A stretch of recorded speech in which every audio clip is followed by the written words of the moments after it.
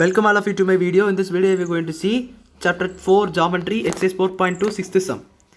In trapezium ABCD, AB parallel to DC, E and F are points on non-parallel sides AD and BC respectively such that EF parallel to AB so that AE by ED is equal to BF by FC. So பாருங்க இதில் என்ன கொடுத்துருக்காங்கன்னா ஒரு trapezium இருக்குது. So ட்ரெப்பீசியம்னா இதுதான்.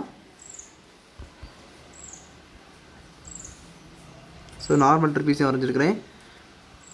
இதில் AB parallel to DC. So AB இதை நீங்கள் ஏபின்னு எடுத்திங்கன்னா இதை நீங்கள் டிசின்னு எடுத்துக்கலாம். ஸோ இப்படி இருக்குது. தென் இதில் இஎஃப் அண்டு நான் பேரலல் சைட்ஸு இது.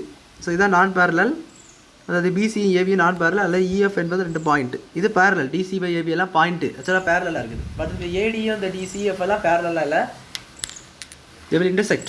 இது கண்டினியூஸ் ஆகிட்டு போய்ட்டு அது இன்டர்செக்ட் ஆகும், அதனால் அது பேரலல் சொல்ல முடியாது. ஸோ இஎஃப் அதனால் இங்கே பாருங்கள் நான் பேரலல் சைட்ஸ் இருக்குது. So AD and DBC, so அதை வச்சும் கண்டுபிடிச்சிடலாம். Just that EF parallel to AB, இஎஃப்பும் பேரலல் டு ஏபி தான். பாருங்கள் இதை வச்சு நம்ம என்ன பண்ணணும்னா AED is equal to BF by GC. So நம்ம செகண்ட் சம் பண்ணது போல் செகண்ட் சம் பார்த்துருப்பீங்க நம்புறேன். ஸோ அதே போல் செகண்ட் சம் போல் தான் இதையும் பண்ண போகிறோம்.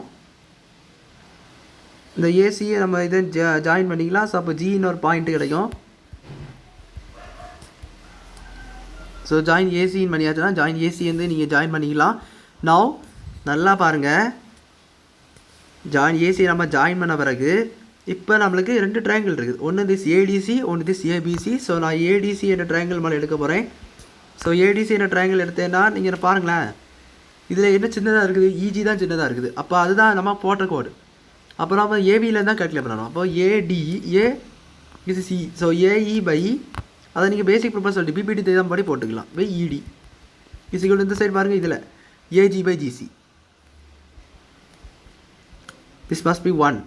Now in triangle ABC,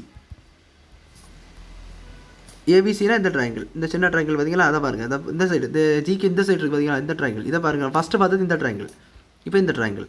so இதுலேயே அதே போல் தான், இதில் வந்து இது சின்ன சைடு.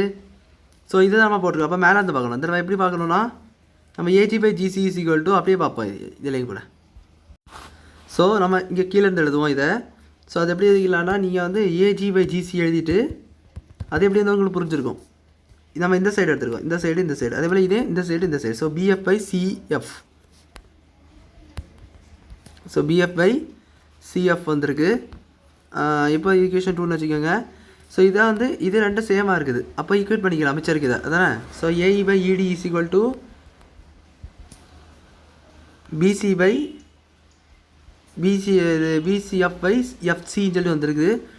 ஸோ இதில் என்ன சொல்லலாம்னா ஹென்ஸ் த ப்ரூஃப். அதாவது அந்த இதை பாருங்கள், நான் கொஸ்டினில் என்ன கேட்டிருந்தாங்க, எதை ப்ரூஃப் பண்ண சொல்லியிருந்தாங்க.